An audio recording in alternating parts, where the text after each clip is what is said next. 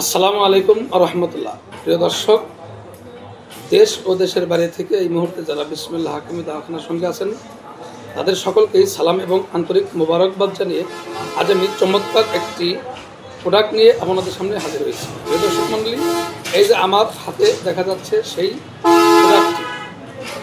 প্রিয় দর্শক মণ্ডলী, এই প্রোডাক্টটি হচ্ছে কালো মরিচ বা কালো গোলমরিচ।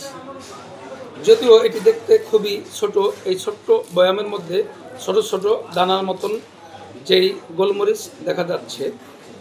প্রিয় দর্শক মণ্ডলী, এই কালো গোলমরিচ যদিও দেখতে ছোট, কিন্তু এর মধ্যে প্রচুর পরিমাণে ঔষধি গুণ রয়েছে। এই গোলমরিচ অর্থাৎ এই কালো গোলমরিচ বিভিন্ন রোগে বা বিভিন্ন রোগের প্রতিষেধক হিসেবে ব্যবহার হয়ে থাকে।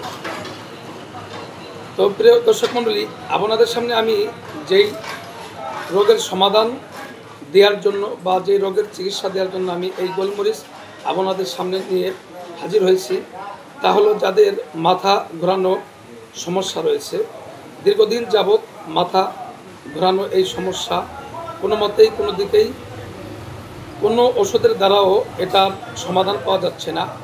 এ সময়ে যদি এই গোলমরিচকে ভালো করে চূর্ণ করে, তবে 100 গ্রাম গোলমরিচ যদি চূর্ণ করা হয়, এর মধ্যে 100 গ্রাম চিনি মেশানো লাগবে এবং 100 গ্রাম ঘি মেশানো লাগবে।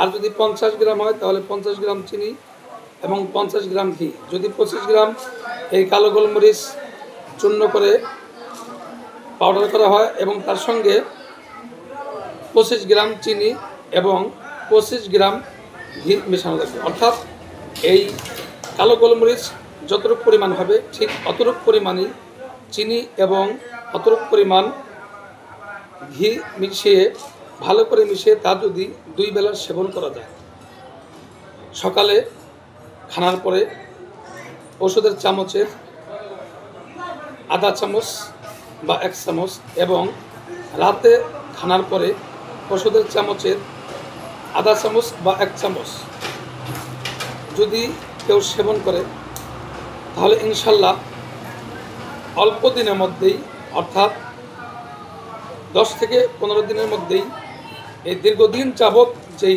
মাথা ঘোরানোর সমস্যা রয়েছে, এই সমস্যা থেকে ইনশাল্লাহ রোগী মুক্তি লাভ করবে এবং সুস্থতা লাভ করবে। প্রিয় দর্শক মণ্ডলী, এবং সেই সঙ্গে যারা আরেকটা সমস্যায় ভুগছেন যে ক্ষণে ক্ষণে ভুলে যাওয়া, হঠাৎ করে একটা